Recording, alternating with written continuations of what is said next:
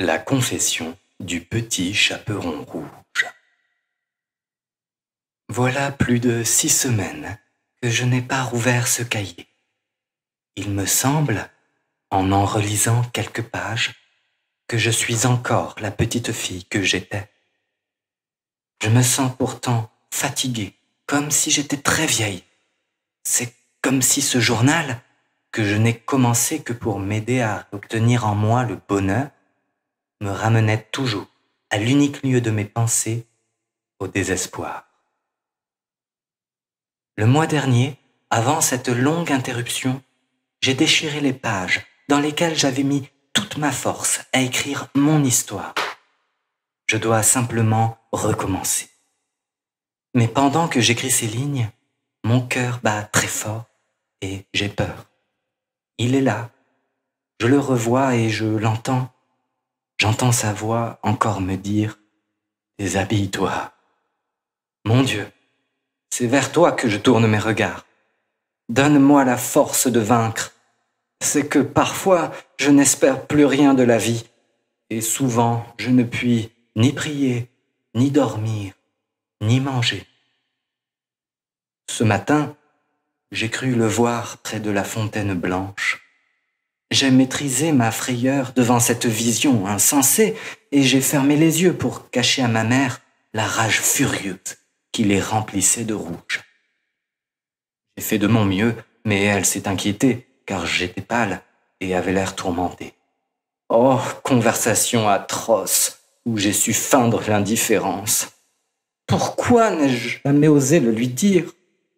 Je ne savais pas, moi, qu'il est dangereux de s'arrêter à écouter un loup. C'était jeudi saint. Ma mère, ayant cuit et fait des galettes, m'avait envoyé en porter une à Mère Grand parce qu'elle était malade et que ça lui aurait fait du bien.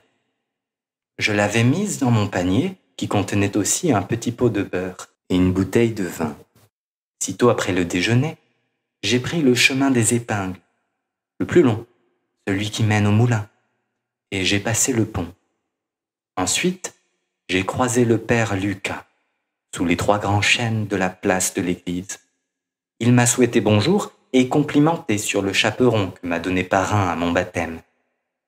Nous avons marché un moment ensemble et je lui ai dit où j'allais. On fait mal d'écouter toutes sortes de gens. J'aurais voulu emprunter la grande route, mais monsieur le curé parlait si bien qu'il parvint à me convaincre de traverser le bois pour gagner du temps. Dans cette forêt où père Lucas m'avait laissé seul avec ma galette et mon petit pot de beurre, j'ai pensé à maman qui voulait que je sois bien sage en chemin. Je suivais une piste étroite, à l'abri des regards, mais le loup ne fut pas longtemps à me trouver et m'aurait dévoré s'il n'était pas venu un homme qui allait à la chasse avec son chien. L'homme accepta un morceau de galette et but le vin que je lui offris en remerciement.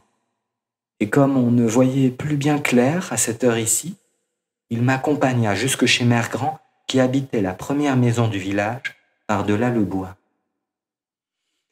Ma pauvre Mère Grand, ce n'était point ta voix qui me répondait derrière la porte entrebâillée. Je me demande pourquoi je suis entré. La bête allongée sur le lit ne te ressemblait pas, malgré la chemise qu'elle avait arrachée à ton corps déchiré. Elle avait dû nous entendre causer, le chasseur et moi, et courir chez toi tirer la chevillette. Elle t'aura terrifié avant de te tuer et de m'attendre, couché dans ce lit, machinant sa ruse grotesque. Toujours est-il que sa force eut raison de ma faiblesse. Elle me saisit le bras et me secoua violemment afin que je comprenne qui était Maître Loup. C'est alors que l'animal fit sa terrible proposition. J'en ai assez de manger par terre comme un chien. Et pour une fois, je voudrais manger cuit. Cuisine pour moi et tu pourras t'en aller. Je crains de n'oublier jamais ce moment où j'ai choisi de vivre. Comment faire pour oublier que je lui ai taillé le ventre? Comment oublier qu'au 2e ou au 3e coup de ciseau, sa peau pendait sur mes mains tremblantes? Comment ai-je pu l'incorporer à de la pâte non levée, la délayer avec beurre, sel, œufs et eau, la pétrir, la rouler pour la feuilleter, lui donner la forme d'une galette, la décorer, la dorer et la faire cuire pour le régal du loup. Quand il a eu terminé son repas, le loup m'a regardé avec des yeux brillants et il a dit « La bonne odeur. Tu vas manger ce qui reste dans mon assiette. Et quand tu auras fini, tu pourras t'en aller. Mais avant cela, verse donc un peu plus de sang dans ma coupe. » Je ne peux dépeindre l'agitation dans laquelle cette sauvagerie me plongeait. Que j'ai apprécié le goût de ma grand-mère ajoute à mon malheur. J'aimerais dire que chaque bouchée fut un supplice, mais ce ne serait pas la vérité. J'avalais avec plaisir les bouts de galette que Maître Loup me donnait. Lorsque nous eûmes achevé cet odieux festin, j'eus bien envie de rentrer à la maison. Et comme je me levais de ma chaise, le loup demanda où j'allais.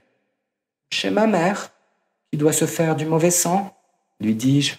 « Demeure-t-elle bien loin ?»« Oh oui, dans un autre village, tout là-bas, après le chemin des épingles. »« Eh bien, reste tranquille, je veux l'aller voir aussi.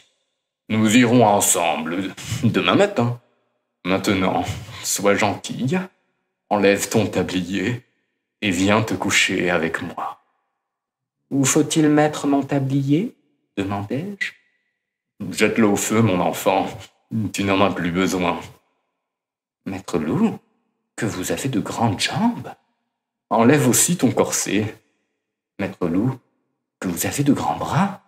Retire ton coquillon. »« Oh, Maître Loup, quelles grandes dents vous avez. »« Déshabille-toi. » À cet instant, on vint heurter à la porte. C'était l'homme de la forêt.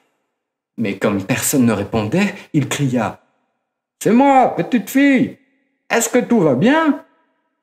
Une voix étrange, et seulement après plusieurs secondes, le loup répondit « Qui est là ?» D'une voix si étrange en vérité, ressemblant si peu à celle d'une vieille femme, que le chasseur dit avec colère « Je veux entrer. »« Non, fit le loup, n'entrez pas, je suis enrhumé. » Il entra donc, et, voyant le loup, il épaula son fusil.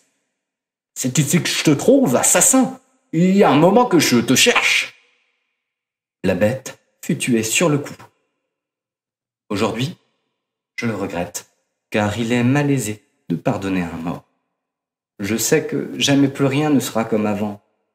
Pour moi, la cloche de l'église restera indéfiniment silencieuse. Pardonner à ce loup qui m'a condamné à vivre avec le souvenir de cette nuit m'est extrêmement difficile. Pour autant, je m'efforce de poursuivre ce chemin avec l'aide de Dieu.